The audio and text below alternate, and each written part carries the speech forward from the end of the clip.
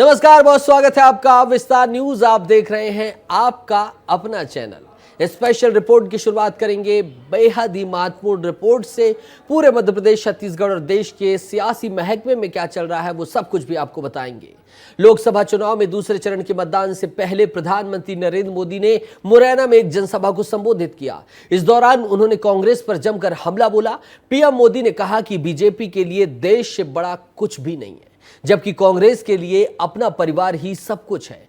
PM Modi ने कहा कि यह कांग्रेस की नीति है जो देश के लिए सबसे ज्यादा योगदान करे, सबसे ज्यादा मेहनत करे, सबसे ज्यादा समर्पण करे, उसे सबसे पीछे रखो। यही वजह है कि कांग्रेस ने सालों तक सेना के जवानों की 1 रैंक 1 पेंशन जैसी मांग पूरी नहीं होने दी। पीएम ने कहा कि अगर वो मुसलमान है तो उन्होंने रातों रात एक कागज पर हस्ताक्षर करके उन सभी को ओबीसी घोषित कर दिया। पढ़ाई और सरकारी नौकरी में पहले ओबीसी लोगों को आरक्षण मिलता था। कांग्रेस ने उस ओबीसी समाज में इतने सारे नए लोग डाल दिए कि आरक्षण उनसे छीन लिया गया। मुसलमानों को गैर कानूनी तरीके से ओबीसी बना दिया गया। देखिए प्रधानमंत्री नरेंद्र मोदी के भाषण से जुड़ी हुई ये रिपोर्ट।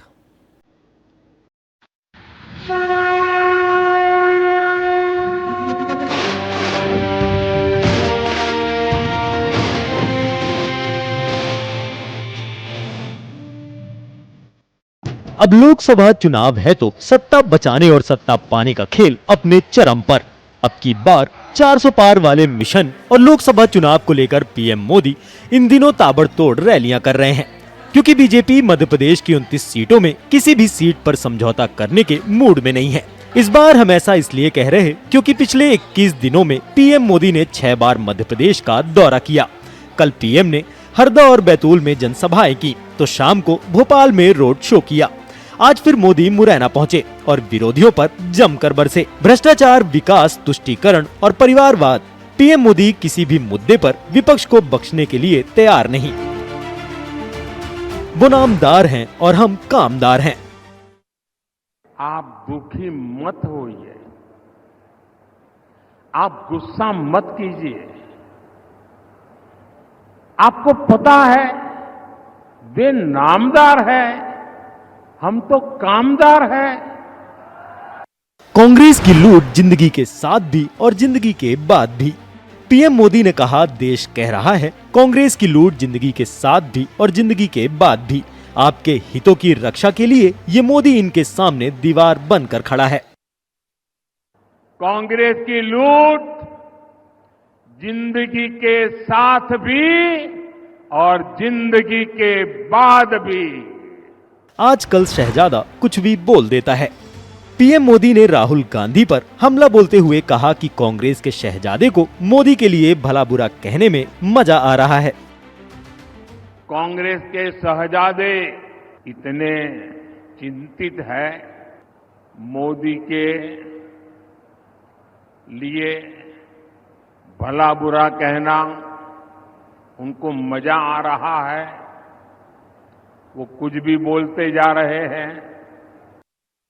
कांग्रेस पार्टी धार्मिक तुष्टीकरण करती है।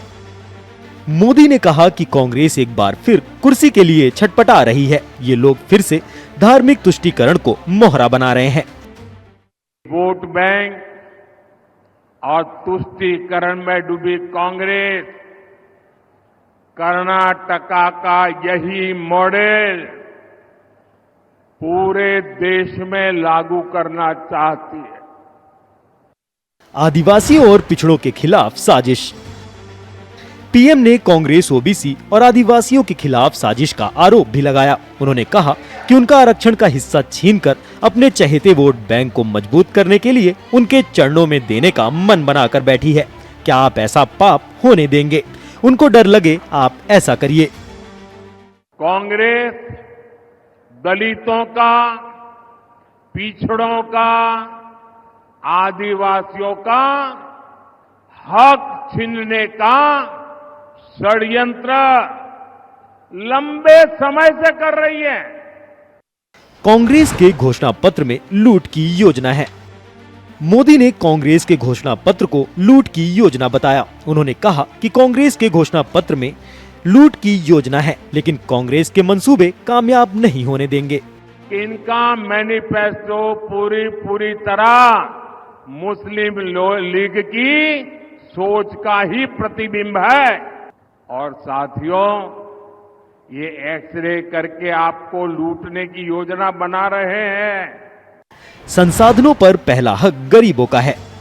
पीएम मोदी ने कहा कि कांग्रेस कहती है कि देश के संसाधनों पर पहला हक मुसलमानों का है, जबकि मैं कह रहा हूं कि इन पर पहला हक गरीबों का है।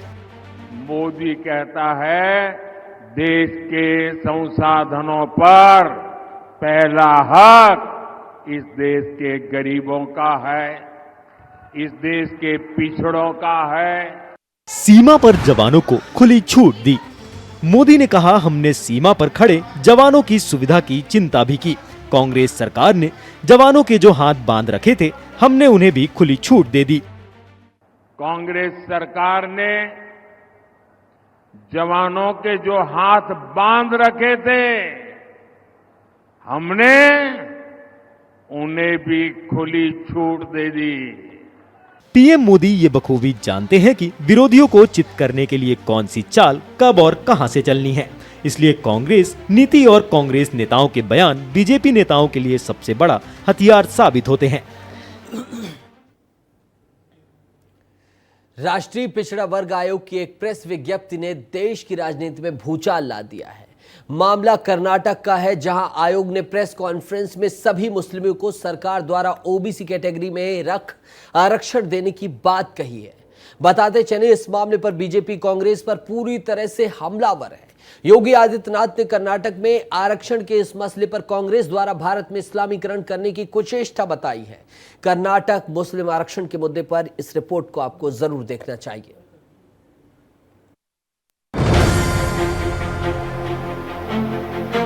कांग्रेस इन सभी ओबीसी जातियों से उनका हिस्सा छीनकर अपने चहेते वोट बैंक को मजबूत करने के लिए उनके चरणों में देने का मन बना करके बैठी है।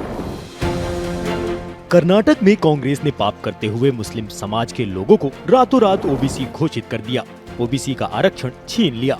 कांग्रेस ने बाबा साहब के आरक्षण के विरुद्ध काम किया है। देश में धर्म के आधार पर आरक्षण को बाबा साहब ने मना कर दिया था। आज कांग्रेस ने बाबा साहब की पीठ में छुरा घोंप दिया है। ये ओबीसी का हक छीनने वालों को पूरी तरह साफ कर देंगे। 2024 के लोकसभा चुनाव में कर्नाटक मुस्लिम आरक्षण एक बड़ा मुद्दा बन गया, जहां राष्ट्रीय पिछड़ा वर्ग आयोग के एक बयान पर पूरी सियासत गर्मा गई। राष्ट्रीय पिछड़ा वर्ग आयोग ने एक प्रेस रिलीज जारी कर कर्नाटक के सभी मुस्लिमों को ओबीसी वर्ग के आधार पर आरक्षण मिलने की बात कही। आपको बता दें कि आयोग के आधार पर ये तमाम आरक्षण कर्नाटक सरकार द्वारा सरकारी नौकरी और शैक्षणिक संस्थानों में दिए जाते हैं। आपको बता दें कि आयोग के अध्यक्ष हंसराज गंगाराम अहिर ने बकायदा कर्नाटक में मुस्लिमों को मिल रहे ओबीसी आरक्षण की मीडिया के सामने पुष्टि भी की। कर्नाटक सरकार में, कर्नाटक स्टेट में कुल 32% आरक्षण है ओबीसी के लिए है और भी एससी का अलग है। तो ये होने के बाद में उसमें उन्होंने बाइफर्केशन किया हुआ है, category 1, category 1 2B, category 1B, category 3B, category 3A ऐसा किया हुआ है। ये पांचों कैटेगरी में जब आरक्षण देते हैं तो उसमें 95 जातियां हैं कैटेगरी 1 में, उसमें 17 जातियां मुस्लिम भाइयों की है। कैटेगरी 1B में भी 2B में भी 100 से अधिक जातियां हैं, उस 103 जातियां। दरअसल कर्नाटक में 32% ओबीसी आरक्षण है, जिसे 5 कैटेगरी 1, 2A, 2B, 3A और 3B में बांटा गया है।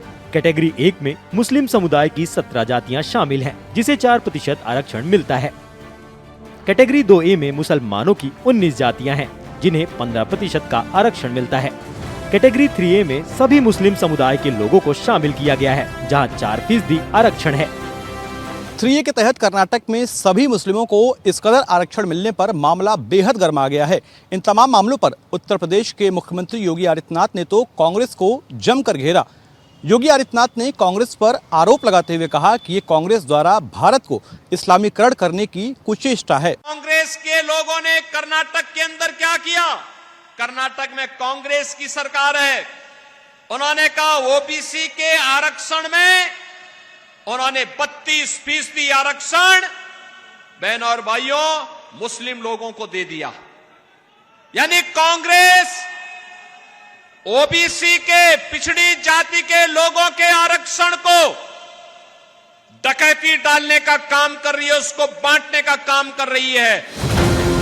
फिर भी सुधरने को तैयार नहीं है। अब ये वो अधूरा काम पूरा करने के लिए फिर से नई चाल चलने लगे हैं। सुना आपने, प्रधानमंत्री ने तो कर्नाटक के इस मुद्दे पर मुरैना में हुई जनसभा में कांग्रेस को जमकर खरी खोटी सुनाई। ओबीसी जातियों से उनका हिस्सा छीनकर अपने चहेते वोट बैंक को मजबूत करने के लिए उनके चरणों में देने का मन बना करके बैठी है। बता दें, इन मामलों पर आयोग ने आश्चर्य जताया है कि सभी मुस्लिमों को आरक्षण देने वाला शासनादेश 30 मार्च 2002 को ही जारी कर दिया गया था।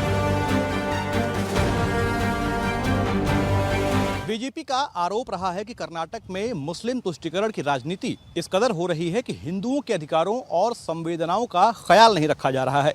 ऐसे में ओबीसी कोटे में तमाम मुसलमान वर्ग के शामिल होने वाले मामले पर देखना दिलचस्प हो जाता है कि 2024 के लोकसभा चुनाव में बीजेपी इस मुद्दे को कितने विशाल स्तर पर उठाती है और चुनाव के परिणाम पर इसका क्या प्रभाव पड़ता है। कैमरामैन शिव त्रिपाठी के साथ आदर्श सिंह, विस्तार न्यूज, लखनऊ। ऐसा माना जाता है कि रायबरेली और अमेठी गांधी परिवार के बिना अधूरा है। तो क्या फिर गांधी परिवार ही इस सीट पर कांग्रेस की तरफ से उम्मीदवारी करेगा? ये सवाल हम भी पूछ रहे हैं, क्योंकि इसका जवाब हम भी ढूंढ रहे हैं। लेकिन कांग्रेस की ओर से इन दो हॉट सीटों पर किसी की प्रबल दावेदारी नहीं होना कई सियासी सवाल खड़े कर रहा है। सवाल यह है कि क्या कांग्रेस उम्मीदवार तय नहीं कर पा रही? क्या गांधी परिवार के अलावा इन सीटों पर कोई फिट नहीं बैठता है? अगर गांधी परिवार ही इन सीटों पर चुनाव लड़ेगा तो फिर ऐलान में देरी कांग्रेस की कौन सी रणनीति का हिस्सा है? देखिए।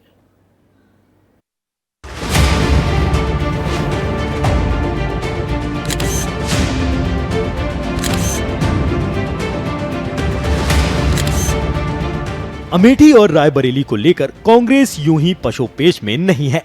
ये दो ऐसी सीटें हैं जिस पर कांग्रेस ना तो उम्मीदवार घोषित कर पाई है, ना तो किसी ने अपनी पक्की दावेदारी करने की हिम्मत जुटाई है।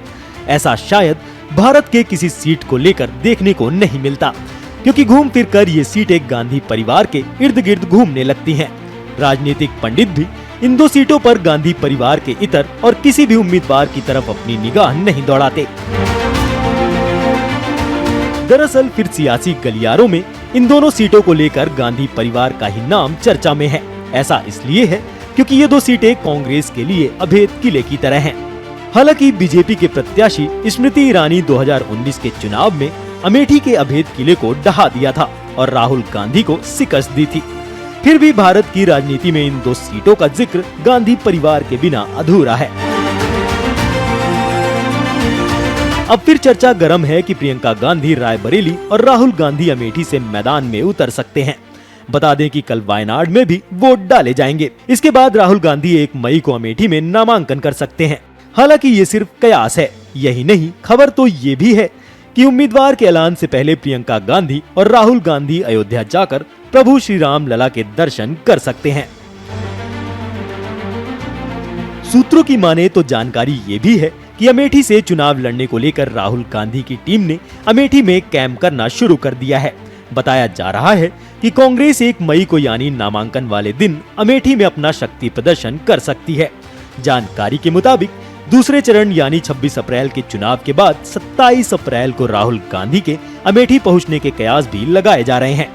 2019 के लोकसभा चुनाव में राहुल गांधी का सामना करने वाली और मात देने वाली बीजेपी की स्मृति ईरानी फिर अमेठी से मैदान में डटी हुई हैं।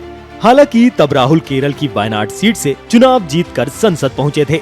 अब अगर सारे कयास सटीक बैठते हैं तो अमेठी का मुकाबला और दिलचस्प देखने को मिलेगा। ब्यूरो रिपोर्ट, विस्तार न्यूज। चलिए आगे बढ़ते हैं। राजनांदगांव लोकसभा सीट पर कल वोटिंग होनी है, उसी की बात करेंगे।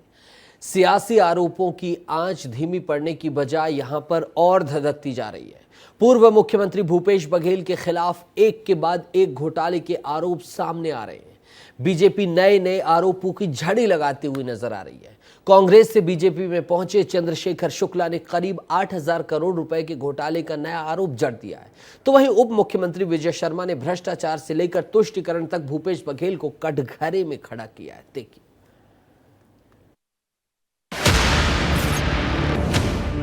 राजनांदगांव लोकसभा क्षेत्र से भूपेश बघेल लड़ रहे हैं। इनको वोट देना यानी कि मोहम्मद अकबर को वोट देना। भूपेश बघेल को वोट देना मतलब भ्रष्टाचारियों को वोट देना, छत्तीसगढ़ को लूटने वालों को वोट देना, नवाज खान, अकबर ढेबर और सौम्या चौरसिया को वोट देना है। ऐसा विस्तार न्यूज नहीं कह रहा, बल्कि छत्तीसगढ़ के उप मुख्यमंत्री विजय शर्मा कह रहे हैं। भूपेश बघेल छत्तीसगढ़ के पूर्व मुख्यमंत्री रहे और राजनांदगांव से बतौर कांग्रेस प्रत्याशी बीजेपी उम्मीदवार संतोष पांडे का सामना कर रहे हैं। भूपेश बघेल पर जुबानी हमला बोलने के लिए बीजेपी के पास पर्याप्त वजह है, चाहे वो पिछली सरकार के बतौर मुखिया या फिर बतौर कांग्रेस प्रत्याशी। लिहाजा बीजेपी भूपेश बघेल पर जोरदार हमला बोल रही है। उन्होंने कहा कि भूपेश कार्यकाल में मोहम्मद अकबर ढेबर सरकार चलाते थे। भूपेश को वोट देना यानी मोहम्मद अकबर को वोट देना है। सालों तक सरकार चलाते समय उन्होंने सरकार ही नहीं चलाई, सरकार चलाई अकबर ने, ढेबर ने, और उनकी जो सरकार चली है तो क्या अंधाधुन हुआ है, सब जान रहे हैं। किस तरह से तुष्टीकरण की कांग्रेस की नीति परवान चढ़ी थी, सब जानते हैं। विजय शर्मा ने कवर्धा में हुए ध्वज अपमान और फिर उसके बाद हुए बवाल की भी याद दिलाई। उप मुख्यमंत्री ने कहा कि कवर्धा में भगवा का अपमान, पीरनपुर में मासूम भुवनेश्वर साहू की बर्बरता से हत्या इनकी सरकार के संरक्षण में हुई है। राजनांदगांव लोकसभा क्षेत्र से भूपेश बघेल लड़ रहे हैं। इनको वोट देना यानी कि मोहम्मद अकबर को वोट देना, बिल्कुल ऐसा ही है। 5 सालों तक सरकार चलाते समय इन्होंने सरकार नहीं चलाई, सरकार चलाई है अकबर ने, ढेबर ने, और उनकी जो सरकार चली है तो क्या अंधाधुन हुआ है, सब जान रहे हैं।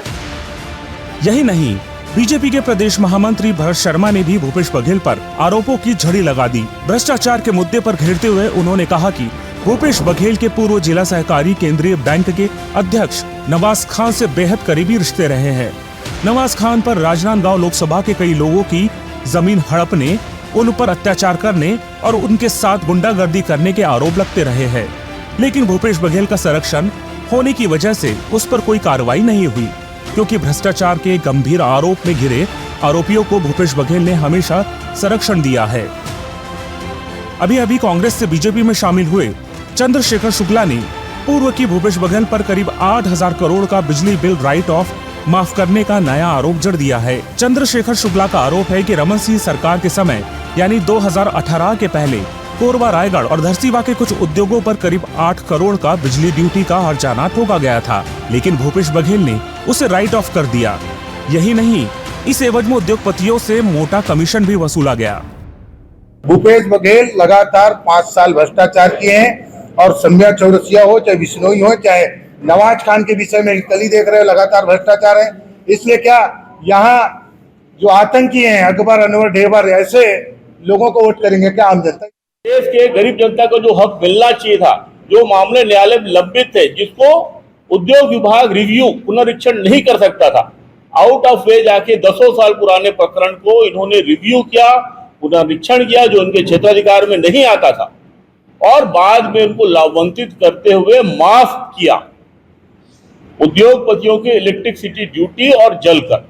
और ये थोड़े मोड़ी राशि नहीं, हजारों करोड़ की राशि, जिसमें स्पष्ट रूप से माननीय मुख्यमंत्री तत्कालीन भूपेश बघेल को भी कमीशन मिला।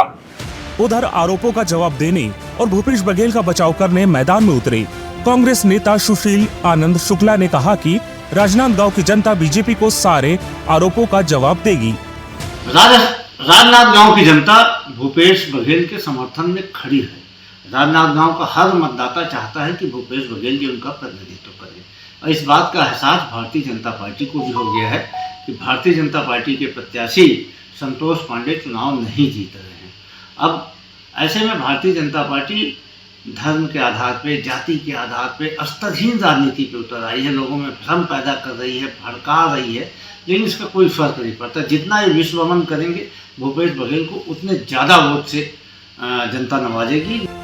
आपको बता देगी कवर्धा में भगवा ध्वज की घटना, बीरनपुर में हत्या का मामला, शराब घोटाले से लेकर महादेव ऐप का मामला कांग्रेस के गले की फांस बन गया है। बीजेपी तो सियासी विरोधी है, कांग्रेस में अपने ही भूपेश पर आरोपों की झड़ी लगाकर पार्टी छोड़ रहे हैं। बीजेपी के आरोपों के फंदे में कांग्रेस बुरी तरह घिरी है और भूपेश बघेल बीजेपी की स्क्रिप्ट के मुख्य किरदार है, क्योंकि पूर्व आईएएस अनिल टुटेजा से लेकर सौम्या चौरसिया और रानू साहू तक भ्रष्टाचार के आरोप में सलाखों के पीछे है और इन सब को संरक्षण देने का जिम्मेदार बीजेपी भूपेश बघेल को मानती है। Brajendra Pandey, Star News, Raipur. BJP ने दूसरे चरण के मतदान से पहले फिर अपनी रणनीति बदल दी है। बीजेपी की नजर अब 8.5 लाख ऐसे बुजुर्गों पर है जो कि 70 साल की उम्र पार कर चुके हैं। महतारी वंदन योजना की तरह ही आयुष्मान फॉर्म भरवाए जा रहे हैं। दावा किया जा रहा है कि चुनाव के बाद ये मोदी की एक और गारंटी लागू हो जाएगी। बुजुर्गों के इलाज के लिए पूरा खर्च सरकार उठाएगी। तो कांग्रेस का बीजेपी का ये दाव एकदम रास नहीं आ रहा है कांग्रेस को, और कांग्रेस भी निशाना साधती हुई नजर आ रही। देखिए रिपोर्ट में।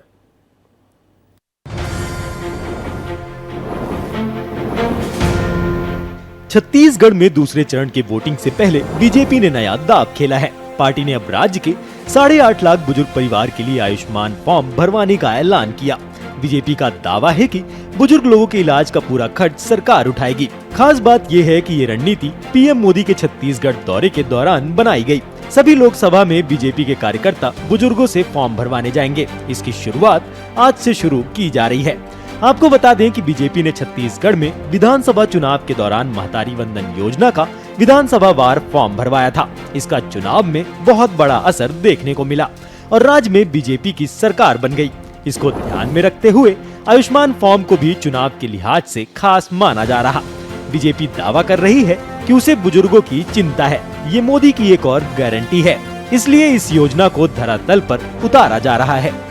परिवार के लोगों को चिंता मुक्त करने का काम और बुजुर्ग को दीर्घायु होने की कामना के साथ यह योजना चालू की गई है। ये हमारी सरकार है जिसने ऐसा किया है। एक तरफ बीजेपी इसे गारंटी की तरह पेश कर विपक्षी कांग्रेस पर हमला बोल रही है और इस योजना को विरासत टैक्स से जोड़ रही है। बीजेपी कह रही है कि कांग्रेसियों की सोच है कि कैसे बुजुर्ग ऊपर जाएं और उसका आधा माल हड़प लें, तो वहीं दूसरी ओर बीजेपी 8.5 लाख बुजुर्गों को दीर्घायु करने के लिए ये योजना लेकर आ रही है। तो वहीं कांग्रेस बीजेपी की मंशा पर सवाल खड़े कर रही है। कांग्रेस कह रही है कि पहले बीजेपी को ये बताना चाहिए कि 70 साल के ऊपर के बुजुर्ग इलाज से वंचित क्यों थे। आज जब चुनाव आया तो बीजेपी को बुजुर्गों की याद आ रही है। देखिए, भारतीय जनता पार्टी को बताना चाहिए कि नरेंद्र मोदी जी की सरकार में 70 साल से अधिक उम्र के जो बुजुर्ग हैं उन्हें इलाज के लिए वंचित क्यों रखा गया था, क्यों उनके इलाज की सुविधाएं नहीं दी गई थी। आज जब चुनाव आ रहा है तब भारतीय जनता पार्टी को बुजुर्गों की याद आ रही है। बीजेपी इस उम्मीद में है कि महतारी वंदन जैसी गारंटी के दम पर जैसे विधानसभा की चुनावी नया पार लगाई गई, उसी तरह आयुष्मान योजना के जरिए लोकसभा चुनाव की वैतरणी भी पार लगाई जा सकती है। छत्तीसगढ़ में विधानसभा चुनाव के दौरान जिस प्रकार से बीजेपी ने महिलाओं के साथ के लिए महतारी वंदन योजना लागू करने का वादा किया था और उसके बाद फॉर्म भरवाया गया और उसका असर भी देखने को मिला। बीजेपी को महिलाओं का साथ मिला और राज्य में सरकार बनी। अब फिर से लोकसभा चुनाव के ठीक पहले बीजेपी बुजुर्गों का साथ चाहती है, इसीलिए फिर से आयुष्मान फॉर्म भरवाया जा रहा है और बुजुर्गों का साथ चाहती है बीजेपी। तो इसका कितना असर लोकसभा चुनाव में देखने को मिलेगा ये आने वाले वक्त में ही पता चलेगा। लोकसभा चुनाव में विरासत संपत्ति एक बड़ा मुद्दा बन चुकी है। विरासत संपत्ति आप कहेंगे यह शब्द क्या है, इसीलिए तो ये रिपोर्ट बनाई है ताकि आप समझ सकें। विरासत संपत्ति एक बड़ा मुद्दा बना है जिसे बीजेपी हर मंच पर उठा रही है। आज छत्तीसगढ़ के मुख्यमंत्री विष्णुदेव साय ने सैम पित्रोदा के पैतृक संपत्ति वाले बयान पर कांग्रेस की जमकर क्लास लगाई है। विष्णुदेव साय ने मामलों का जिक्र करते हुए कहा है कि कांग्रेस तुष्टीकरण में अंधी हो चुकी है। पैतृक संपत्ति मामले पर आज प्रधानमंत्री और छत्तीसगढ़ के मुख्यमंत्री द्वारा कांग्रेस को घेरे जाने पर यह खास रिपोर्ट है जिसमें आप समझ भी पाएंगे कि पैतृक संपत्ति का मुद्दा क्या है और इससे जुड़ी राजनीति क्या हो रही है। सैम पित्रोदा एक ऐसा नाम जिसे गांधी परिवार का करीबी माना जाता है। अगर प्रोफाइल पलटी जाए तो विवादित बयानों की झाड़ियां देखने को मिल सकती हैं। फिलहाल बीजेपी स्टार प्रचारकों के चुनावी भाषण में यह नाम खूब सुनने को मिलेंगे। जब प्रधानमंत्री मुरैना में चुनावी सभा को संबोधित कर रहे थे तो उन्होंने पैतृक संपत्ति के ऊपर जमकर हमला बोला। नरेंद्र मोदी ने कांग्रेस पर आरोप लगाते हुए कहा कि उनकी नजर लोगों की निजी संपत्ति पर है। अकूत धन दौलत हासिल करने के बाद अब ये लोग आप जैसे सामान्य मानवी की विरासत, आपकी मेहनत की कमाई, जो आपने अपने बच्चों के लिए बचत करके रखा है, उस पर टैक्स लगा करके आधी संपत्ति लूटना चाहते हैं। सुना आपने, आज छत्तीसगढ़ के मुख्यमंत्री विष्णुदेव साय ने भी पैतृक संपत्ति मामलों को लेकर कांग्रेस को जमकर खरी खोटी सुनाई। मुख्यमंत्री का साफ आरोप था कि मुस्लिम तुष्टीकरण में अंधी हो चुकी है।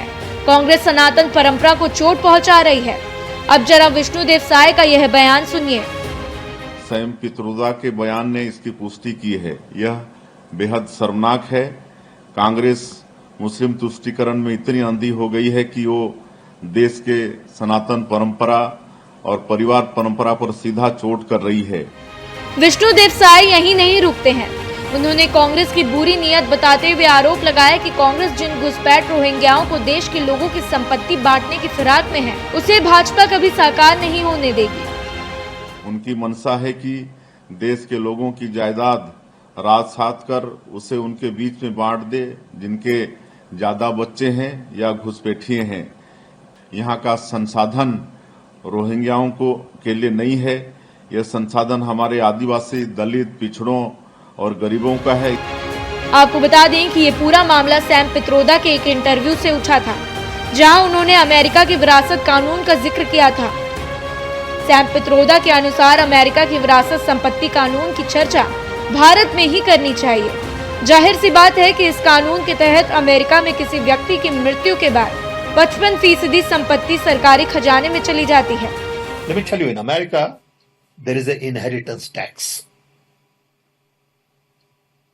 So if, let's say, one has $100 million worth of wealth, and when he dies, he can only transfer probably 45% to his children. 55% is grabbed by government. In India, you don't have that. If somebody is worth 10 billion and he dies, his children get 10 billion. Public get nothing. Sam Pitroda के इस बयान को BJP ने बड़े स्तर पर उठाया है। लोकसभा चुनाव को देखते हुए ये देखना दिलचस्प हो जाता है कि इन मामले पर कांग्रेस को कितना नुकसान उठाना पड़ सकता है। ब्यूरो रिपोर्ट, विस्तार न्यूज। छत्तीसगढ़ में दूसरे चरण के मतदान से पहले बीजेपी कांग्रेस पार्टी को पूरे तरीके से घेरने में लगी हुई है। पार्टी लगातार महासमुंद से कांग्रेस प्रत्याशी ताम्रध्वज साहू पर हमलावर है। महासमुंद की जंग भी देख लीजिए, सब कुछ देख रहे हैं तो।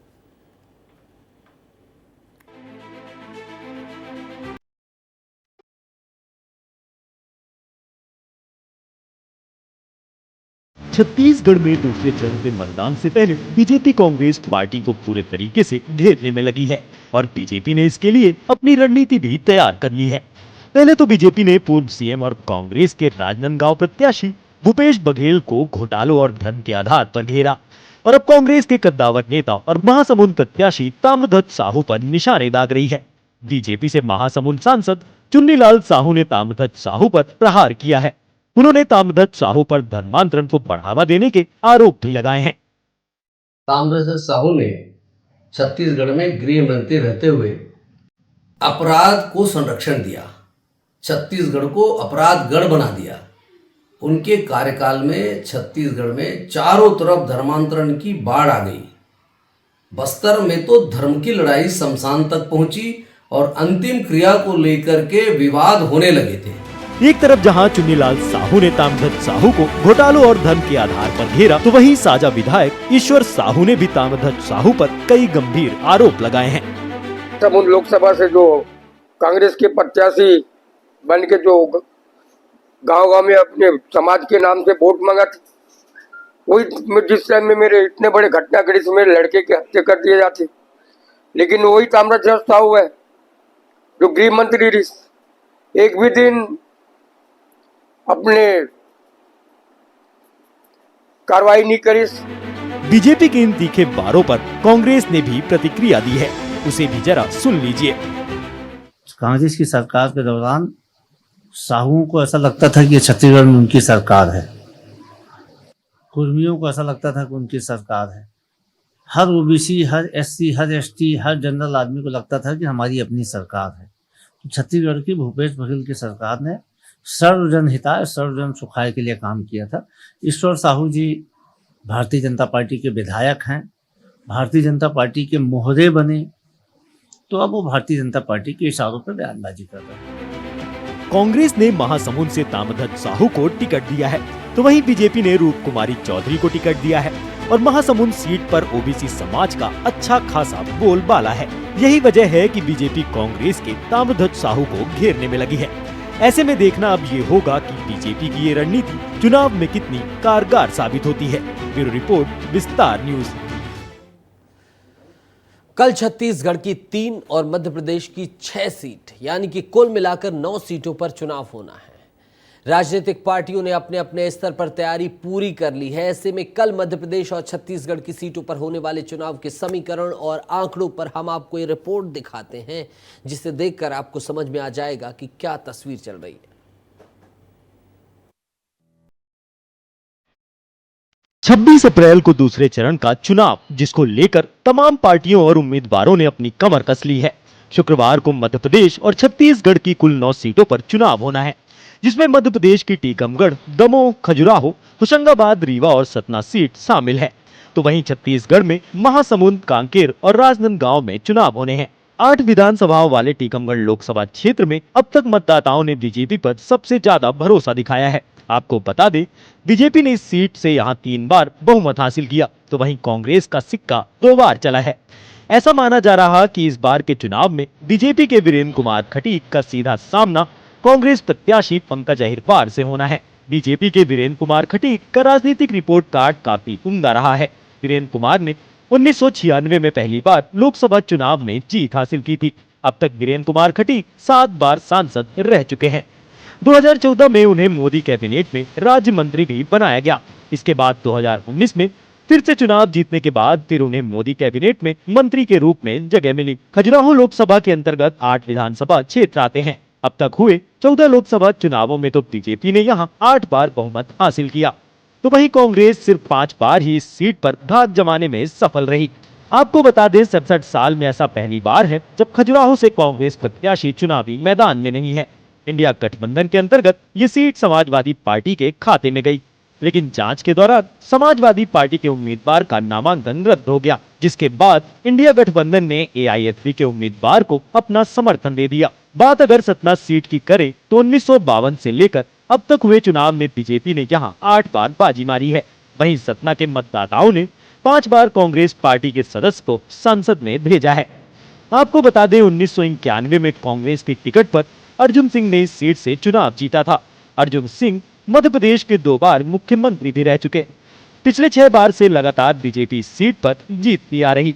इस बार के आम चुनाव में सतना सीट पर बीजेपी प्रत्याशी गणेश सिंह का सीधा सामना कांग्रेस के सिद्धार्थ कुशवाहा से माना जा रहा। आपको बता दें, सतना में कुल मतदाताओं की संख्या 6,85,050 है, जिसमें पुरुष मतदाताओं की संख्या 8,81,863, तो वहीं महिला मतदाताओं की संख्या 8,03,180 है। दूसरे चरण के मतदान को लेकर प्रशासन पूरी तरह अलर्ट है। कल छत्तीसगढ़ की 3 सीटों पर मतदान होना है, यानी कि महासमुंद, राजनांदगांव और कांकेर। तीनों ही लोकसभा क्षेत्र हैं जहां कल मतदान होना है। ऐसे में तीनों ही सीटों को लेकर प्रशासन अलर्ट है। प्रशासनिक मशीनरी लग गई है ताकि तमाम जो चुनाव है, मतदान है, सही तरीके से हो। स्पेशल रिपोर्ट देखिए। छत्तीसगढ़ के महासमुंद सीट पर कांग्रेस प्रत्याशी रूप कुमार चौधरी का सीधा सामना कांग्रेस के ताम्रध्वज साहू से माना जा रहा है। महासमुंद सीट के जाति समीकरण की बात करें तो यहाँ ओबीसी मतदाताओं की संख्या 54%, सामान्य वर्ग के मतदाताओं की संख्या 15%, तो वहीं एससी और एसटी वर्ग के 31% मतदाता इस क्षेत्र से ताल्लुक रखते हैं। महासमुंद सीट पर कुल मतदाताओं की संख्या 17,59,181 है, जिसमें पुरुष मतदाता 8,65,125 है, तो वहीं महिला मतदाता की संख्या 8,94,023 है। 8 विधानसभाओं वाले इस लोकसभा क्षेत्र में स्वर्गीय विद्याचरण शुक्ल 6 बार सांसद रहे हैं। अब तक हुए लोकसभा चुनाव में यह सीट 12 बार कांग्रेस के कब्जे में रही है। साल 2019 के लोकसभा चुनाव के बाद से इस सीट पर बीजेपी का कब्जा रहा है। राजनांदगांव इस बार लोकसभा चुनाव में हॉट सीट बनी हुई है। पूर्व मुख्यमंत्री भूपेश बघेल के चुनावी दावेदार पेश करने पर देशवासियों की नजर इस सीट पर बनी हुई है। इस सीट की यदि सियासी गणित की बात करें तो 1957 के बाद अब तक बीजेपी 8 बार जीत हासिल कर पाई है। वहीं कांग्रेस ने एक कदम आगे बढ़ते हुए 9 बार अपना सिक्का जमाया है। आपको बता दें 2009 के बाद से राजनांदगांव सीट पर बीजेपी का कब्जा रहा है। राजनांदगांव लोकसभा क्षेत्र में बीजेपी ने संतोष पांडे को चुनावी मैदान में उतारा है। कांकेर लोकसभा क्षेत्र आदिवासी बहुल माना जाता है। इस सीट से जहां बीजेपी ने भोजराज नाग को अपना प्रत्याशी बनाया, तो वहीं कांग्रेस के बीरेन ठाकुर को टिकट दिया है। इस सीट पर कुल जनसंख्या का 42% हिस्सा आदिवासी समुदाय का है। आपको बता दें कांकेर लोकसभा क्षेत्र में 8 विधानसभा क्षेत्र है। अगर कांकेर की सियासी गणित के बारे में बात करें तो 1967 से 2019 तक बीजेपी ने 7 और कांग्रेस ने 6 बार जीत हासिल की है। आपको बता दें कांकेर लोकसभा क्षेत्र कुल मतदाताओं की संख्या 16,50,692 है, जिसमें पुरुष मतदाता 8,43,124, तो वहीं महिला मतदाता की संख्या 8,07,549 है। चलिए आगे बढ़ते हैं। ADR यानी कि एसोसिएशन फॉर डेमोक्रेटिक रिफॉर्म्स ने आपके प्रत्याशियों की एक रिपोर्ट जारी की है, जिसमें संस्था ने प्रत्याशियों की संपत्ति से लेकर उनके क्रिमिनल रिकॉर्ड तक का ब्यौरा दिया है। इस रिपोर्ट में उन प्रत्याशियों का लेखा जोखा है जो प्रदेश के दूसरे फेज में होने वाले लोकसभा चुनाव में अपना दम भरेंगे। कुल 41 प्रत्याशी हैं। पहले बात करेंगे उन प्रत्याशियों की जिनकी संपत्ति सबसे ज्यादा है। दूसरे चरण के धन्ना सेठों की बात देखिए तो तमाम लोग जिनके नाम है उन पर ये रिपोर्ट है, और सभी जितने ही लोगों की जो भी संपत्ति है, क्रिमिनल चार्जेस है, सब कुछ इस रिपोर्ट में आप देखेंगे। ADR यानी एसोसिएशन फॉर डेमोक्रेटिक रिफॉर्म्स ने आपके प्रत्याशियों की एक रिपोर्ट जारी की है, जिसमें संस्था ने प्रत्याशियों की संपत्ति से लेकर उनके क्रिमिनल रिकॉर्ड तक का ब्यौरा दिया है। इस रिपोर्ट में उन प्रत्याशियों का लेखा जोखा है जो प्रदेश के दूसरे फेज में होने वाले लोकसभा चुनाव में अपना दम भरेंगे, जिसमें कुल 41 प्रत्याशी शामिल हैं। पहले बात करेंगे उन प्रत्याशियों की जिनकी संपत्ति सबसे ज्यादा है, और इस लिस्ट में पहला नाम है कांग्रेस के राजनांदगांव प्रत्याशी भूपेश बघेल का, जिनकी कुल संपत्ति करीब 34 करोड़ रुपए है, जिसमें से अचल संपत्ति करीब 30 करोड़ रुपए, वहीं चल संपत्ति करीब 4 करोड़ रुपए। दूसरा नाम है भाजपा के महासमुंद प्रत्याशी रूप कुमारी चौधरी का, जिनकी कुल संपत्ति करीब 5 करोड़ रुपए, जिसमें से अचल संपत्ति करीब 5 करोड़ रुपए, वहीं चल संपत्ति करीब 38 लाख। तीसरा नाम आता है कांग्रेस के महासमुंद प्रत्याशी ताम्रध्वज साहू का, जिनकी कुल संपत्ति करीब 5 करोड़ रुपए, जिसमें से अचल संपत्ति करीब 3 करोड़ रुपए, वहीं चल संपत्ति करीब 2 करोड़ रुपए। ऐसा नहीं है कि इस रिपोर्ट में सिर्फ धन्ना सेठों का ही ब्यौरा है। ADR की इस रिपोर्ट में वे प्रत्याशी भी शामिल हैं जिन्होंने अपने नामांकन में देनदारी भी दिखाई है, जिसमें पहला नाम है कांग्रेस के महासमुंद प्रत्याशी ताम्रध्वज साहू का, जिनकी देनदारी करीब 1 करोड़ रुपए। दूसरा नाम आता है हमर राज पार्टी के कांकेर प्रत्याशी विनोद नागवंशी का, जिनकी देनदारी करीब 40 लाख। तीसरा नाम है बीजेपी के राजनांदगांव प्रत्याशी संतोष पांडे का, जिनकी देनदारी करीब 32 लाख। धन्ना सेठों और कर्जदारों के बीच ADR की रिपोर्ट में उन प्रत्याशियों का भी जिक्र है जिनके ऊपर आपराधिक मामले दर्ज हैं, और इस हिट लिस्ट में सबसे पहला नाम है कांग्रेस के भूपेश बघेल का, जिन पर 3 मामले दर्ज हैं। चुनाव में गलत दस्तावेज देने का आरोप, आपराधिक षड्यंत्र रचना, भ्रष्टाचार और धोखाधड़ी का मामला। बीजेपी के संतोष पांडे पर 1 मामला दर्ज है। कवर्धा के झंडा विवाद को लेकर मामला दर्ज। हमर राज पार्टी के विनोद नागवंशी पर 1 मामला दर्ज। दंगे से जुड़ा मामला। कल छत्तीसगढ़ में दूसरे चरण के लिए मतदान होना है। अब इस ADR रिपोर्ट के जरिए अपने प्रत्याशियों का लेखा जोखा भी जनता के सामने है। ब्यूरो रिपोर्ट, विस्तार न्यूज। जीतू पटवारी के ऊपर बीजेपी ने हमला बोला है। कथित तौर पर एक वीडियो वायरल हुआ है जिसमें बीजेपी ने आरोप लगाते हुए कहा है कि नोट के बदले वोट लेने की बात है। निर्वाचन आयोग तक शिकायत करने की बात भी भारतीय जनता पार्टी ने कही है। देखिए रिपोर्ट।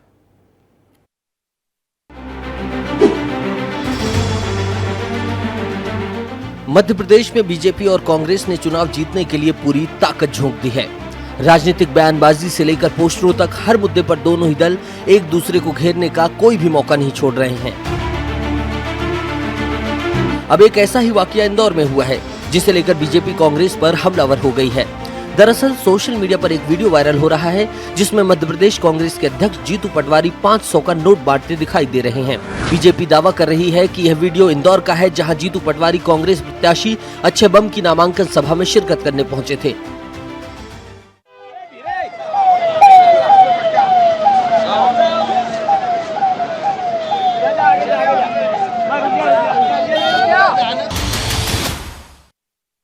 वहीं इस वीडियो को लेकर भाजपा चुनाव आयोग में शिकायत करने की बात कह रही है। भाजपा प्रवक्ता नरेंद्र सलूजा का कहना है कि यह मतदाताओं को प्रलोभन देने की श्रेणी में आता है। यह पूरी तरह से आचार संहिता का उल्लंघन है। जीतू पटवारी का हमने एक वीडियो देखा जिसमें वो खुलेआम मतदाताओं को अपनी गाड़ी में से 500 के नोट बांट रहे हैं।